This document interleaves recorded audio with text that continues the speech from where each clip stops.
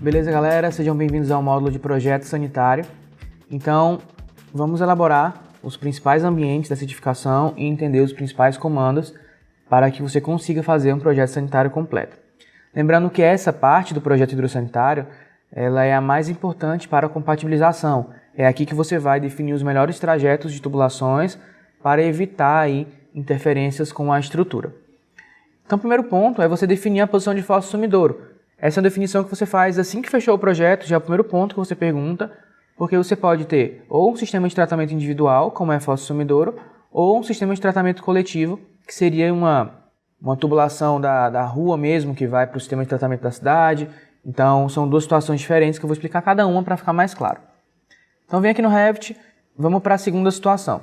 Se fosse uma situação em que há saneamento público na rua da frente da edificação, você lançaria no final aqui caixas de inspeção, tá? E direcionaria todo o esgoto para lá, e dessa caixa de inspeção iria para o sistema de tratamento da cidade. Beleza. Outra situação é quando você tem um residencial fechado, então no próprio lote, na especificação da arquitetura, vai ter dizendo onde é a caixa de inspeção final e depende muito do lote e do residencial. Então esse é um ponto que você tem que perguntar assim que fechou o projeto, porque, por exemplo, tem edificações em que o lote, a posição especificada da caixa de inspeção é lá nos fundos, ou lá nos fundos, no lado direito, então muda muito. E você precisa direcionar especificamente para aquele ponto, porque foi todo planejado o sistema de tratamento de esgoto daquele empreendimento com essas caixas específicas. Então, a Alphaville, por exemplo, tem essa especificação, você tem que posicionar uma caixa na posição que eles querem para cada lote.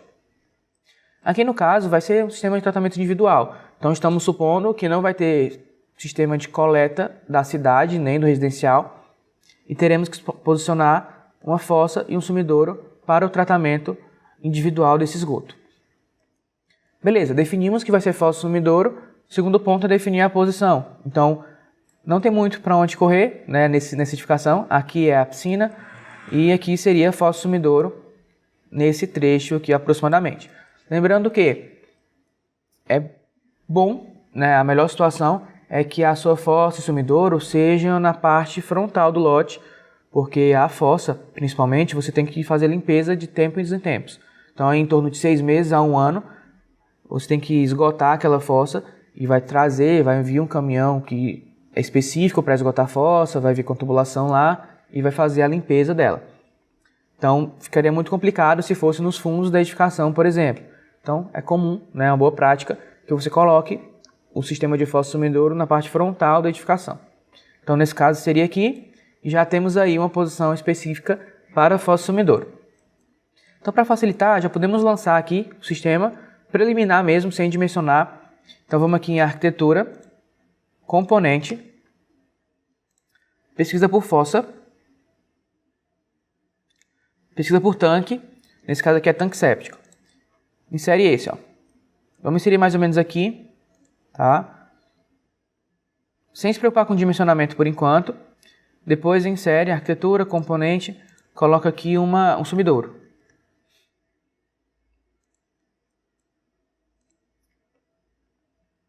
Beleza. Então eles não são com esse diâmetro, mas essa família ela é paramétrica em relação ao dimensionamento. Então se eu alterar aqui alguns fatores, ela altera o diâmetro, tá? Então vamos só alterar algumas coisinhas para não ficar tão absurdo como está aqui. Porque esse diâmetro aqui do sumidouro vai variar entre 1,5 ou 2, e aqui está muito pequeno. Então primeiro eu vou tirar esse DN de 150 e vou tirar aqui e desmarcar esses anéis. Então no caso vão ser 4 anéis. E vamos só mexer aqui na contribuição. Número de contribuinte 5. Beleza, então deixei aqui no caso do sumidouro desmarcado. Essas opções aqui até 4 anéis, então seriam 3 anéis aí. E no caso, a altura do anel também é importante. Eu vou deixar aqui de 0,5, que é o mais comum de se comprar, tá? Então ficou um diâmetro muito grande agora, acho que está com 2. Vamos colocar aqui 4 anéis então. Vão ficar provavelmente 4 anéis de 1,5. 4 anéis de 2 também, tá? Vou abrir aqui o 3D e vamos entender, ó. Então o sumidouro vai ser basicamente isso. É bom que você entenda um pouco sobre dimensionamento para aplicar esses valores, tá? Mas vamos lá. Aqui na fossa eu também vou tirar essa opção de diâmetro 150 de entrada. Desmarca 6. Vamos deixar só 4 anéis. Aplicar. E a altura do anel de concreto é 0,5, tá? Que é o mais comum de ser comprado. Aí ele aumentou muito o diâmetro. Vamos ver direitinho aqui como que tá a contribuição. Tá com 20 contribuintes, então nessa casa nós consideramos aí uns 5 pelo menos. Beleza. Então vai ficar aí uma fossa, acredito, de 1,5 ou 1 de diâmetro. Deixa eu ver aqui. Cota de diâmetro. Tá com 1,5, tá bom. Vou deslocar um pouco para cá, ó. Então, provavelmente esse vai ser o nosso sistema de fossa sumidouro, tá?